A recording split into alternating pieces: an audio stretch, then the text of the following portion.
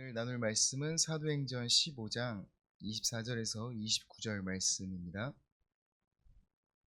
사도행전 15장 24절에서 29절 말씀입니다. 같이 한 목소리를 읽겠습니다. 들은즉 우리 가운데서 어떤 사람들이 우리의 지시도 없이 나가서 말로 너희를 괴롭게 하고 마음을 혼란하게 한다 하기로 사람을 택하여 우리 주 예수 그리스도의 이름을 위하여 생명을 아끼지 아니하는 자인 우리가 사랑하는 바나바와 바울과 함께 너희에게 보내기를 만장일치로 결정하였노라. 그리하여 유다와 실라를 보내니 그들도 이 일을 말로 전하리라. 성령과 우리는 이 유견한 것들 외에는 아무 짐도 너희에게 지우지 아니하는 것이 옳은 줄 알았노니 우상의 제물과 피와 목매어 죽인 것과 음행을 멀리 할지니라. 이에 스스로 삼가면 잘 되리라. 평안함을 원하노라 하였더라. 아멘. 사도행전 15장은 예루살렘 공의회를 다루고 있습니다. 예루살렘에 이르렀을 때 바리새파 출신 중 일부가 이방인도 율법을 지킬 것을 요구했습니다. 그러나 고넬료의 사건을 경험한 베드로는 바울의 일행의 생각을 적극적으로 지지했습니다. 사람들은 바울 일행이 전도 여행 가운데 있었던 그 일들을 들었고 바리새파의 지도자 격인 야고보가 결론을 이야기했습니다. 베드로의 말같이 이방인이 주 예수의 은혜로 구원받았으므로 할례나 율법을 지키라고 요구할 수 없다는 것입니다. 그래서 예루살렘 교회는 회의에서 결정한 내용을 서신으로 이방인 땅에 보내기로 결정을 했습니다. 그래서 바나바와 바울 그리고 유다와 실라를 함께 보내기로 결정을 하게 되는 것이죠. 편지를 보내는 그 발신자는 23절에 보면 사도와 장로된 형제들이라고 이야기를 하고 있습니다. 그리고 편지를 받는 수신자는 안디옥과 수리아와 길리기아에 있는 이방인 형제들이라고 기록하고 있습니다. 따라서 발신자와 수신자 모두 형제로 기록되어 있는데 이것은 그들 모두가 그리고 모든 교회를 하나님의 가족이라고 생각을 했으며 자신들과 이방인 그리스도인들을 한 가족 구성원으로서 여겼다라고 우리는 생각할 수 있습니다.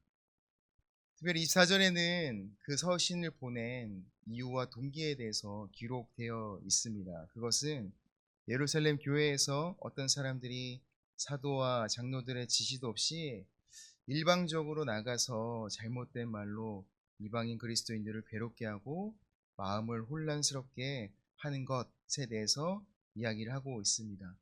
이것은 유대주의자가 예루살렘 교회 지도자의 파송과 승인을 받지 않은 채 이방인 교회에 찾아가서 믿기만 해서는 부족하고 너희들도 유대의 할례와 절기와 또 음식 규례 등을 따라야 너희는 진정 의롭게 될 수 있다라고 이야기하는 것, 그것에 대해서 이 서신을 통해서 예루살렘 공의회가 결정한 내용을 전달하고 있는 것입니다.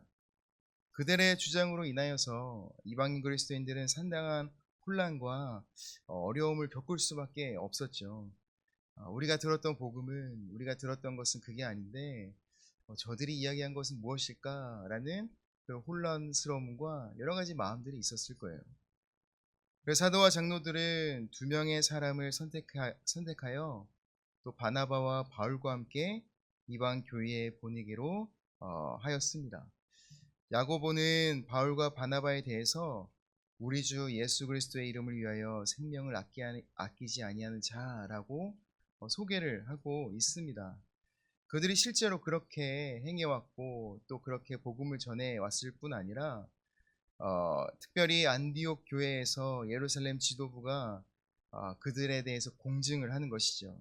그들의 위치를 견고하게 만들어주기 위한 의도인 것입니다. 그래야 그들이 전하는 그것, 예루살렘 공의회에서 결정된 그 사항들을 전달했을 때 그들의 말에 힘을 실어주는 의미가 있는 것입니다. 그리고 그 서신 안에는 이 모든 의견들을 우리가 만장일치로 결정하였다라고 표현을 하고 있는데, 예루살렘 교회 회의에서 실제로 그렇게 결정되었을 뿐만 아니라 그 결정의 가치와 중요성을 강조하기 위해 또 그렇게 기록되어 있는 것입니다. 어느 누구 하나 이견 없이 이 결정은 모두가 동의하고 또 마땅한 것으로 여긴 것이다라는 것을 의미하고 있는 것입니다. 그만큼 예루살렘 공의회는 모든 지역 교회에 권위가 있었던 그런 곳입니다. 그리고 그 의회에서 사람을 보내었는데, 그 의회에서 보낸 사람들의 구성을 보면 또한 예루살렘 지도부들의 그 배려들을 볼 수 있는 것 같아요. 그들이 택한 사람들은 바사바라는 유다와 또 실라라는 사람을 함께 보내게 됩니다. 근데 그들은 보면은 예루살렘의 지도자들인데, 바사바라는 유다는 그 이름을 볼 때에 히브리파 유대인입니다. 그리고 실라는 로마 시민으로서 헬라파 유대인인 것입니다. 헬라파 유대인이라는 것은 이제 헬라어를 사용하는 유대인을 이야기하고 있는데, 즉 헬라 전역에 흩어져 살던 그 유대 사람들을 이야기하는 것입니다. 신약 성경의 스데반과 또 빌립이 헬라파 유대인 중에 한 사람들이었습니다. 바사바라는 유다에 대해서는 성경에 그렇게 자세하게 기록되어 있지 않지만, 실라는 라틴어 이름으로 이제 실루아노라고 또 부를 수 있는데, 여러분 성경 고린도후서나 데살로니가 전후서를 보면은 실루아노에 대한 등장하는 인물이 나와요. 그것은 사도행전에서 바울과 함께 옥에 갇혔던 그 실라, 그리고 지금 여기 공의회에서 함께 보냈던 자 중에 한 사람이라고 생각하시면 됩니다. 예루살렘 교회가 바나바와 바울이 있음에도 불구하고 유다와 실라를 선택하여 보내기로 한 것은, 당시 그 이방 교회 안의 구성원들이 유대인 그리스도인이나 이방인 그리스도인 뿐만 아니라 또 개종자들, 그리고 유대주의자의 주장에 물든 이방인 그리스도인들, 그리고 다양한 부류의 사람들이 그 이방 교회 안에 모여 있었기 때문입니다. 그들의 다양성만큼 생각들, 또 그들의 입장 차이가 매우 크고 달랐을 텐데, 이방 교회에 잘 알려진 바나바와 바울뿐만 아니라 그렇게 헬라파 유대인과 같은 신라를 함께 보냄으로써 그들의 입장과 그들의 어떠한 생각들, 그것을 꼭 유대인 그리스도인들뿐만 아니라 이 헬라파 유대인들, 너희와 가까이 살았던 너희의 문화를 알고 있는 이 사람들도 그 모든 것에 동의하고 있어라고 설득하기 위해 그렇게 신라도 함께 보냈던 것입니다. 28절에서 교회 지도자들은 또한 그 보낸 편지에 성령과 우리라는 표현을 사용하고 있습니다. 그들은 자신들의 결정이 성령께서 친히 인도해 주신 것으로 이야기하고 있는 것입니다. 이것은 특별히 사도의 권위를 암시하고 있는데, 사도는 율법으로 이방인들을 혼란스럽게 하는 유대인들과 같이 자신들의 뜻, 자신들의 생각, 자신들의 기준, 또 스스로의 권위를 내세우는 사람들이 아니다라고 이야기하고 있는 것입니다. 우리의 결정은 그 성령 하나님께서 우리와 함께 하신 거야. 그 성령 하나님을 통하여 우리가 하나님의 뜻 안에서 이것을 결정한 거야 라고 이야기하고 있는 것입니다. 사도는 하나님의 권위에 힘입은 배타적인 부류의 사람들인 것이죠. 그들은 이 요긴한 것들 외에는 아무 짐도 너희에게 지우지 아니하는 것이 옳은 줄 알았다라고 이야기하고 있습니다. 그래서 28절에 요긴한 것들에 대한 부탁을 하게 되는데, 이는 유대인과 이방 그리스도인들이 화합하기 위해 유대인이 꺼리는 몇 가지 덕을 세우는 차원에서 금해줄 것을 간곡히 부탁하는 것이죠. 그 요긴한 것들이란 성경에 나와 있는 것처럼 우상의 제물, 그리고 피와 목매어 죽인 것과 음행을 멀리 하라라는 것입니다. 이것은 모두 우상 제사와 관련이 있는 것들입니다. 즉 이것은 우상 숭배 행위와 다를 바가 없었던 것들입니다. 이것은 유대인에게 상당한 거부감과 혐오감을 주었기 때문에 유대인과 이방인 사이의 교제와 화합에 결정적인 걸림돌이 되는 문제들이었던 것입니다. 어쩌면 유대인 그리스도인들은 이 부분에 있어서는 절대로 타협할 수 없는 부분들이었던 것 같아요. 그렇기 때문에 이방인 그리스도인들, 너희들에게 우리도 할례와 같이 또 다른 율법을 우리가 강요하는 것이 아니라 이 유대인 그리스도인들을 위하여 너희가 적어도 이 부분만은 너희가 좀 양보해주고 또 너희들이 좀 그들을 배려해줬으면 좋겠어. 교회의 하나됨을 위해 너희들이 이런 것들을 이것만은 너희가 지켜줬으면 좋겠어 라고 부탁을 하는 의미인 것이죠. 아, 교회 지도자들은 이방인이 적어도 여기에 기록되어 있는 네 가지 사항을 조심해 주기를 바랬습니다. 이는 유대인 그리스도인들과 또 이방인 그리스도인들의 화합을 위한 것이지 구원을 위한 조건에 대해서 이야기하고 있는 것은 아니었습니다. 오늘 읽었던 우리 사도행전 이 말씀을 통해서 우리는 무엇을 생각하고 배울 수 있을까? 이것은 하나님께서는 이 땅에 있는 교회들을 향해 하나됨을 위해 애쓰는 교회에 대해서 하나님께서 우리에게 좀 생각해 보기를 원하시는 것 같습니다. 아, 이 당시에 세워졌던 교회들은 외부적인 핍박과 그리고 고난과 또 순교가 일어나고 있는 그런 상황들 안에서 교회가 반드시 추구해야 될 그 가치는 다른 어떠한 것이 아니라 교회 안에 있는 하나됨을 위해 너희들이 애써야 된다라고 이야기를 하고 있는 것입니다. 구원과는 상관이 없는 또 본질적인 것과는 상관이 없는 부분들로 우리는 서로를 향해 수많은 배척과 또 서로를 적대하고 또 옳고 그름과 시시비비를 가리려고 하는 경우들이 참 많이 있는 것 같아요. 그런 경우들로 말미암아 교회들이 쪼개어지고 또 예장이라는 예수교 장로회라는 그 교단도 260세 교단으로 또 나뉘어지고 쪼개져 있죠.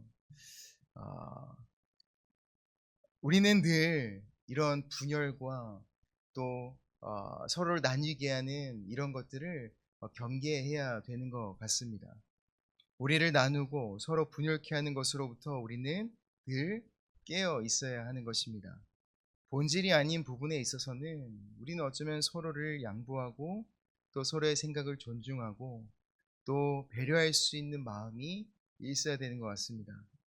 그것은 서로를 향한 사랑과 또 존중과 또 온유한 성품과 또 자비와 또 친절과 또 포용에서 비롯되는 것들인 것입니다. 본질이 아닌 것으로 서로의 마음을 꺾으려 하고 또 서로에게 상처를 주고 또 서로의 생각이 나와 다르다고 해서 비난하고 깎아내리고 또 우리의 모임에서 배제를 하는 그런 편가르는 모습을 통해서 과연 이 땅에 있는 교회들이 또 그리스도인들이 세상의 온전한 구원을 전할 수 있으며 또 그 구원을 이루어낼 수 있을까?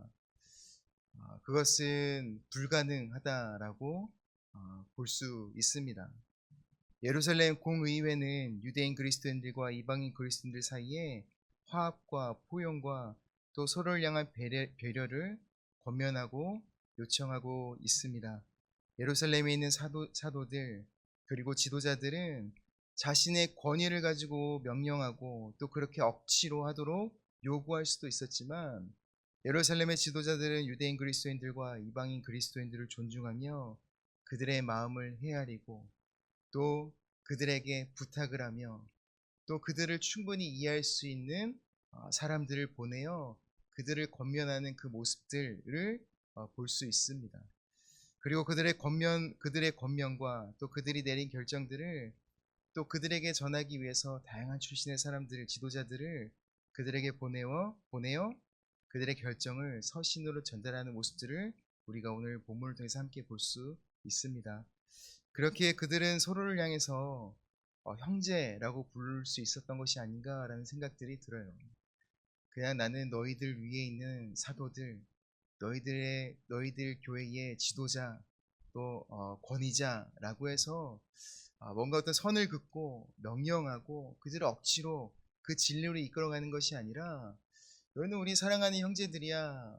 내가 너의 똑같은 예수 그리스도를 복음을 믿는 우리는 서로를 향한 형제들인 것이야 라는 낮은 자세로 또 그런 겸손한 마음으로 권면하는 모습들을 우리는 볼 수 있습니다. 어쩌면 우리가 교회가 추구해야 될 모습들이 바로 이러한 모습들이지 않나라는 생각들을 해보게 됩니다. 아, 이 땅에 또 이 지역 가운데 세워져 있는 또 우리의 몸된 교회인 예언교회도 그러한 더욱 성숙하고 또 서로를 향한 배려와 존중과 또 온유와 친절과 또 포용의 모습들을 통해서 본질이 아닌 것에 대해서는 서로의 생각을 존중하고 또 서로의 다름을 인정하고 또 서로를 위해 양보하고 포용하지만 본질이 훼손되는 것에 있어서는 절대적으로 타협하지 않고 죽기까지 싸우며 담대함과 용기가 있는 우리의 몸된 교회가 되기를 간절히 기도합니다. 이 말씀을 정리하면서 그렇게 하나님께 기도드렸던 것 같아요. 하나님이 이 땅에 이 지역에 있는 예언교회를 위해서 하나님 이 교회가 어느 누구라도 연약한 자들이 그 믿음의 뿌리를 내리며 또 튼튼한 나무로 자랄 수 있는 그런 믿음의 터가 될 수 있는 교회, 믿음의 밭이 될 수 있는 교회가 되기를 간절히 원합니다 라는 기도를 하나님 앞에 드렸습니다. 그래서 이 교회 가운데 함께하고 있는 성도 한 분 한 분이 진리 안에서 더욱 성숙하고 성장하며 하나님이 보내시는 자들을 다 포용할 수 있는 긍휼과 또 저번에 나눴던 것처럼 어머니의 태와 같은 그런 역할들을 할 수 있는 교회가 되기를 간절히 소망합니다. 우리도 함께 이 몸된 교회를 위해서 날마다 그렇게 그런 모습으로 이 땅의 교회로 세워지게 하여 주시옵소서라고 우리가 몸된 교회를 위해 기도할 수 있는 우리 성도님들이 되게 간절히 소망합니다. 같이 기도하겠습니다.